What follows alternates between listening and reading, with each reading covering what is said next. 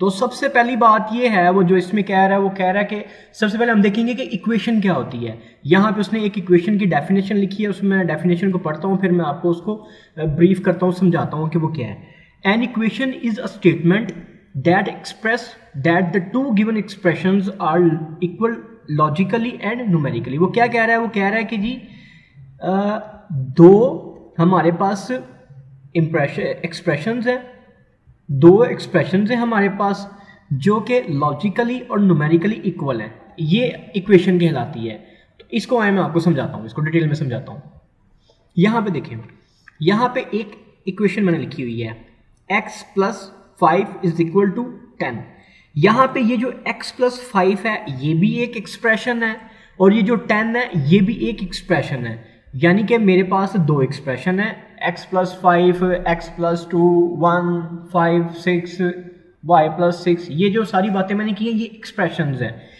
यहाँ पे दो एक्सप्रेशंस हैं, एक एक्सप्रेशन है x + 5, दूसरा एक्सप्रेशन है 10। दो एक्सप्रेशन है, दोनों एक दूसरे के इक्वल हैं। अब देखिए, अब मैं दोबारा डेफिनेशन को पढ़ता हूँ, गौर से देखिएगा।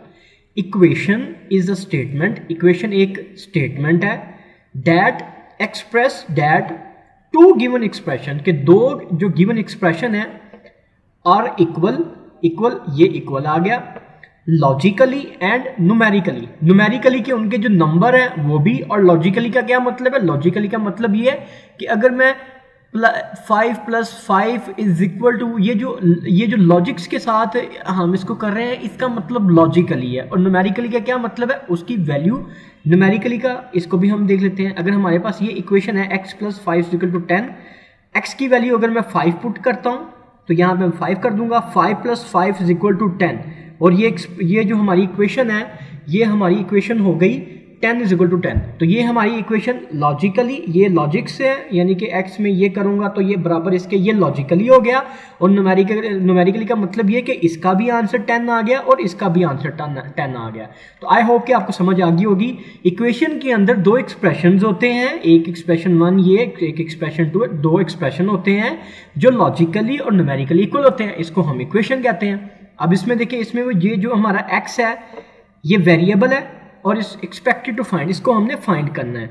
यहाँ पे ये इक्वेशन, ये इक्वल का साइन है, ये हमें बता रहा है कि जो दोनों एक्सप्रेशन है वो उनको वो इक्वेट कर रहा है कि वो दोनों बराबर हैं।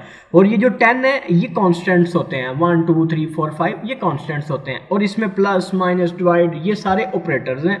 ये जो प्लस आ रहा है ये ऑपरेटर ऑफ एडिशन है, माइनस होता तो ऑपरेटर ऑफ सब्ट्रैक्शन आ जाएगा, मल्टीप्लिकेशन एंड डिवीजन। तो इसमें ये हमारे पास इक्वेशन है, इक्वेशन की आई होप के समझ आ गई होगी आपको।